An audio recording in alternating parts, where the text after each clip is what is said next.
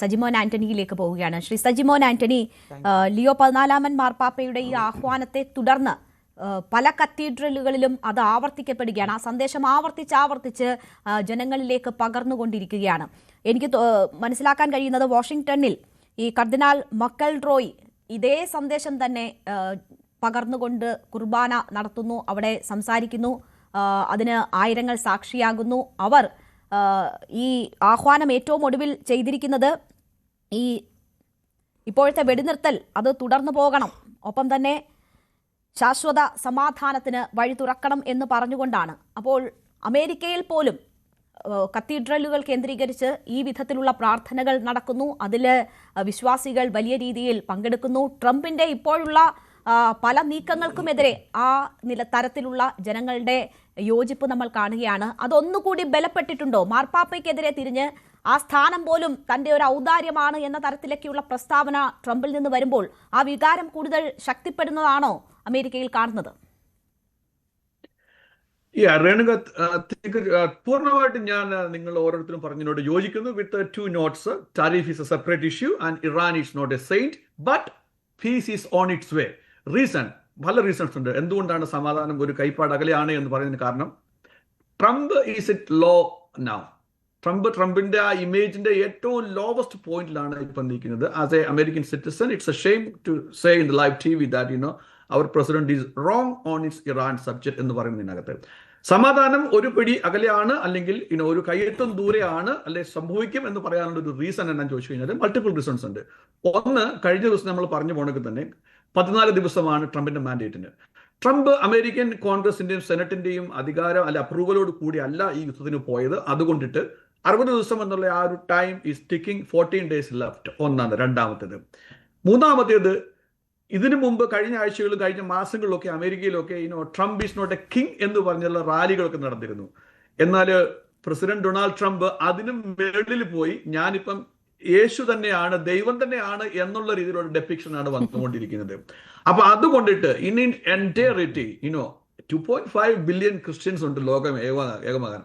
അപ്പൊ അത്രയും പവർഫുൾ ആയിട്ടുള്ള ഒരു മതത്തിനെ അപമാനിക്കുന്ന തരത്തിലുള്ള നീക്കം അത് ഏത് പ്രസിഡന്റ് നടത്തിയാലും അപലപനീയമാണ്. അതിനകത്ത് ഒരു സപ്പോർട്ടും കിട്ടാൻ പോകുന്നില്ല എന്നുള്ള കാര്യം ഞാൻ ഉച്ചത്തിൽ പറയാൻ ആഗ്രഹിക്കുകയാണ്. ഞാൻ ഇതേ സമയം പോപ്പ് ലിയോയുടെ പരിശുദ്ധ പിതാവിന്റെ ആ വാക്കുകളെ ശ്ലാഘിക്കുകയാണ്. കാരണം അദ്ദേഹം ഒരു നട്ടെല്ല് കാണിച്ച് ഇതൊരു ഒരു പൊളിറ്റിക്കൽ അല്ലെങ്കിൽ മറ്റൊരു ടോപ്പിക്കാണ്, റിലീജിയസ് പോലും ആ ഒരു സബ്ജക്റ്റിൽ വളരെ ശക്തമായ ഒരു തീരുമാനമെടുത്ത പോപ്പിന്റെ ആ ഒരു ഇച്ഛാശക്തിയെ ഞങ്ങൾ ശ്ലാഘിക്കുന്നു. അതോടൊപ്പം എനിക്ക് പറയാനുള്ള ഒരു പോയിന്റ് എന്ന് പറയുന്നത്, ഈ ഓയിൽ പ്രൈസ് ഇവിടെ $2 മേളിലേക്ക് പോകുമ്പോൾ എപ്പോഴും വലിയൊരു വിഷയമാണിത്. ഇപ്പം $100 ബാരലിന് മേളിൽ പോവുകയാണെങ്കിൽ ഞങ്ങൾക്കൊക്കെ $2 കിട്ടിക്കൊണ്ടിരുന്ന ഗ്യാസിലിന് ഇവിടെ ഇപ്പം $4.5 ആവറേജ്, ചിലയിടത്തൊക്കെ 5 മേളിലായിട്ടുണ്ട്. അത് വളരെ ഒരു ഇന്റേണൽ പ്രഷർ ബിൽഡ് ചെയ്യുന്നുണ്ട് എന്നുള്ളതാണ് ഒരു അടുത്തൊരു. എന്തോ മാഗയുടെ ആളായിരുന്നില്ലേ താങ്കൾ? Sorry, I was never a MAGA people, okay? But let me tell you, by the way, ഞാൻ എപ്പോഴെങ്കിലും ചാനലിൽ ഇരുന്ന് സംസാരിക്കുമ്പോൾ ഞാനൊരു മാഗയുടെയോ നോൺ മാഗയുടെയോ ഡെമോക്രാറ്റിന്റെ റിപ്പബ്ലിക്കിന്റെ വക്താവായിട്ടല്ല ഇരിക്കുന്നത്. ഒരു ജേർണലിസ്റ്റ് എന്നുള്ള രീതിയിൽ ഇരിക്കുമ്പോൾ ഇവിടെ നടക്കുന്ന കാര്യങ്ങൾ വസ്തുതാപരമായിട്ട് പറയുക എന്നുള്ളതാണ്. അപ്പൊ എനിക്ക് ഒരു പാർട്ടിയുടെയും പക്ഷം പഠിക്കേണ്ട ആവശ്യമില്ല. അത് അമേരിക്കയുടെ ആണെങ്കിലും ഇന്ത്യയുടെ ആണെങ്കിലും ഏത് രാജ്യത്തിനാണെങ്കിലും ആസ് എ ജേർണലിസ്റ്റ് എന്ന് പറഞ്ഞു കഴിഞ്ഞാൽ ഞാൻ വിശ്വസിക്കുന്ന ഇതാണ്, നമ്മൾ കാണുന്ന കാര്യങ്ങൾ സത്യത്തോടെ അത് ജനങ്ങളെ അറിയിക്കുക എന്നുള്ളതാണ്. അപ്പൊ നമ്മൾ 2 കാര്യവും പറയണം. ഞാൻ അതുകൊണ്ടാണ് തുടക്കം ഞാൻ പറഞ്ഞത് tariff is a separate issue, Iran is not a saint. I will come to that point also. കാരണം Iran is not a saint എന്ന് പറയുമ്പോൾ കാരണം ഇവിടെ ആ പശ്ചിമ മേഖലകളിൽ കഴിഞ്ഞ 40 വർഷമായിട്ട് ഹൂതികൾ എവിടെ ഉണ്ടായി, ഹമാസ്, ഹിസ്ബുള്ള പോലുള്ള ആക്രമണങ്ങളിൽ ഒളിഞ്ഞും പാത്തിരുന്നുള്ള ആ ആക്രമണത്തിന്റെ പിന്നിൽ നേരെയുള്ള വ്യക്തി അല്ലെങ്കിൽ രാജ്യം ഇറാൻ ആണ് എന്നുള്ള കാര്യത്തിൽ സംശയമില്ല. 40,000 ആൾക്കാരെ ജൂൺ മാസത്തിൽ അവിടെ ഈ ഡിക്റ്റേറ്റർഷിപ്പ് അടിച്ചമർത്തി കൊല്ലപ്പെട്ടപ്പോൾ നമ്മൾ എവിടെ പോയിരുന്നു? അപ്പൊ നമ്മൾ അത് പറയണത്. അപ്പൊ അതുകൊണ്ടാണ് ഞാൻ പറഞ്ഞത് Iran is not a saint, but at the same time Donald Trump is also wrong in the subject എന്നാണ് പറയേണ്ടിയിരിക്കുന്നത്. 2 കാര്യവും തെറ്റാണ് എന്ന് ഞാൻ പറയേണ്ടിയിരിക്കുന്നു. ഓക്കെ, വേറൊരു കാര്യം പറഞ്ഞോട്ടെ രേണുക, സമയം തീരുന്നതിന് മുമ്പ്. ഇന്നും നാളെയുമായിട്ട് US കോൺഗ്രസിലും സെനറ്റിലും ഒരു വോട്ട് കൊണ്ടുവരുന്നുണ്ട്. ഇതിനു മുമ്പ് 2 തവണ കൊണ്ടുവന്നിരുന്നു. ട്രംപിന്റെ ഈ ഒരു വാറിന്റെ ഈ അധികാരിക പരിധിയെ ഒരു കട്ടേൽ ചെയ്യുക എന്നുള്ള ഉദ്ദേശത്തോടു കൂടിയാണ്. 2 തവണ ഫെയിൽ ആയിരുന്നു. ഇത്തവണയും അത് പാസ്സാകുമെന്ന് എനിക്ക് തോന്നുന്നില്ല. കാരണം ഇപ്പോഴും സെനറ്റ് റിപ്പബ്ലിക്കൻസ് അവരുടെ നട്ടല് ഉയർത്തി കാണിക്കുന്നില്ല. എക്സെപ്റ്റ് 1 or 2 persons സെനറ്റർ, മറ്റുള്ള ആൾക്കാർ കാണിക്കുന്നില്ല എന്നുള്ള സിറ്റുവേഷനാണ് വന്നിരിക്കുന്നത്. എന്നാൽ ഇനിയും ഇത് വലിഞ്ഞു മുന്നിട്ട് പോവുകയാണെങ്കിൽ അവര് ചേരി മാറി ഡെമോക്രാറ്റ്സിനോടൊപ്പം വോട്ട് ചെയ്യേണ്ട ഒരു സിറ്റുവേഷനിലേക്ക് വരും. ദാറ്റ് ഈസ് ആ ഒരു സിറ്റുവേഷനിലേക്ക് നാളെ വരുമെന്ന് എനിക്ക് തോന്നുന്നില്ല. മേ ബി നെക്സ്റ്റ് വീക്ക് വന്നേക്കാം. കാരണം 14 ദിവസം എന്നുള്ളത് പിന്നെ 6 ദിവസം അല്ലെങ്കിൽ 7 ദിവസം എന്നുള്ളൊരു സ്റ്റേജിലേക്ക് പോകും എന്നാണ് വേറൊരു കാര്യം പറയാനുള്ളത്. അതോടൊപ്പം ഇറാന്റെ കാര്യത്തോടെ എനിക്ക് പറയേണ്ടിയിരിക്കുന്നു. കാരണം ഇറാനെ ഹോർമസ് കടലിലേക്ക് ഓൾറെഡി ബ്ലോക്ക് ചെയ്തു. ട്രംപ് അതിന്റെ മേളിൽ കയറി പിന്നെയും ബ്ലോക്ക് ചെയ്തു. ഐ നോ റെനുഗോ ഓൾറെഡി മെൻഷൻ ചെയ്തു, ചൈനീസ് ഒരു കപ്പൽ ഓൾറെഡി അത് പാസ് ചെയ്തു എന്ന് പറഞ്ഞു. അതൊരു പ്രഷർ ടാക്ടിക്സ് ആണ്. ഏതായാലും ആ ഒരു പ്രഷർ ടാക്ടിക്സ് ഈൽഡ് ചെയ്യുന്നുണ്ടെന്ന് എന്നാണ് എനിക്ക് മനസ്സിലാക്കാൻ കഴിയുന്നത്. കാരണം ഇപ്പൊ ഇവിടെ നിന്ന് ഞാൻ റിപ്പോർട്ട് ചെയ്യുമ്പോൾ രണ്ടാമത്തെ പീസ് ടോക്കിലേക്ക് ട്രംപ് അഡ്മിനിസ്ട്രേഷനും അതോടൊപ്പം ഇറാന്റെ അഡ്മിനിസ്ട്രേഷനും സെറ്റ് ആവുകയാണ് എന്നുള്ളൊരു റിപ്പോർട്ടാണ് വരുന്നത്. ഡിഫറൻസ് ഓഫ് ഒപ്പീനിയൻസ് അല്ലെങ്കിൽ തീരുമാനങ്ങളിൽ പോളിസിക്കകത്ത് വരുന്നത് 5 വർഷം വരെ ഈ ന്യൂക്ലിയർ പ്രോഗ്രാമുകൾ സസ്പെൻഡ് ചെയ്യാമെന്ന് ഇറാൻ എഗ്രി ചെയ്യുന്നു. എന്നാൽ ട്രംപ് അഡ്മിനിസ്ട്രേഷൻ 20 വർഷം ഡിമാൻഡ് ചെയ്യുന്നു. മേ ബി 10 വർഷം സംവേർ ഇൻ ദ മിഡിൽ അത് സെറ്റിൽ ആവുന്ന ഒരു രീതിയിലേക്ക് കാര്യങ്ങൾ പോകുന്നു.